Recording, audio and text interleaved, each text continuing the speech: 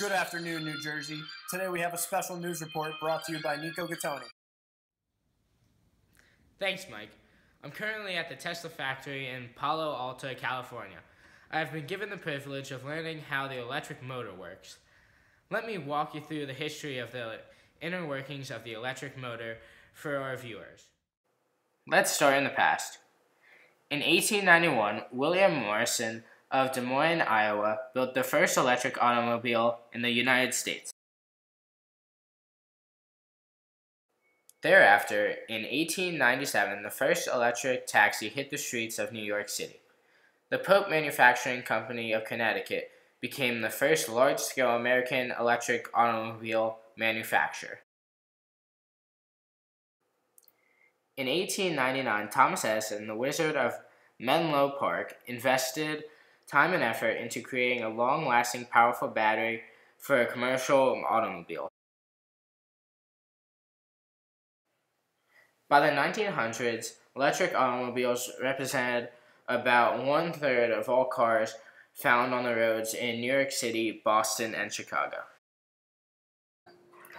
In 1908, Henry Ford introduced a gas-powered automobile, the Model T, to the U.S. market. The Model T halted production of all electric cars.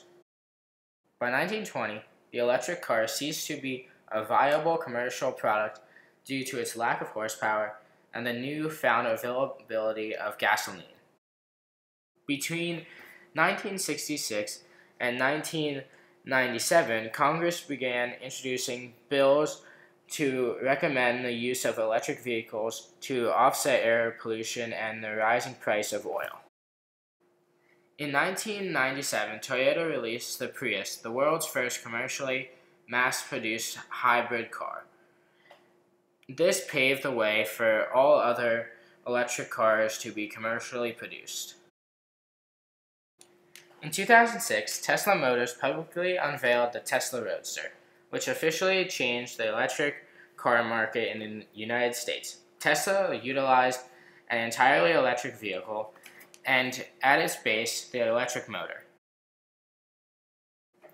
The electric motor, which Tesla uses in all its vehicles, started with an invention by Nikola Tesla of the induction motor. Now to Daniel with how the induction motor works. In this simple electric motor, a current passes through a coil in a magnetic field. This forces the left side of the coil upwards, and the coil rotates.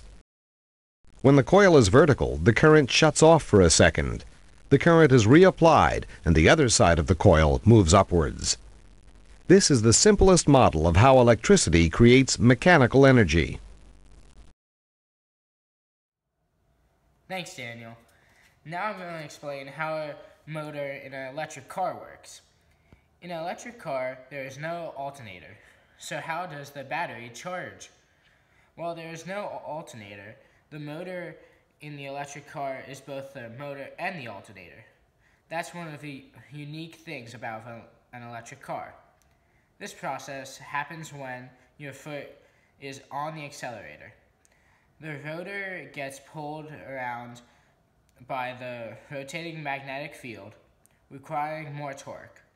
But what happens when you let off the accelerator? Now, in a typical car that isn't electric, there is both an engine and an alternator. The battery powers the engine, which powers the gears and wheels. The rotation of the wheels is what then powers the alternator in the car, and the alternator recharges the batteries. This is why you are told to drive your car around for a period of time after being jumped. The battery needs to be recharged in order to function appropriately. When your foot comes off the accelerator, the rotating magnetic field stops and the rotor starts spinning faster. When the rotor spins faster than the rotating magnetic field in the stator, this action recharges the batteries, acting as an alternator.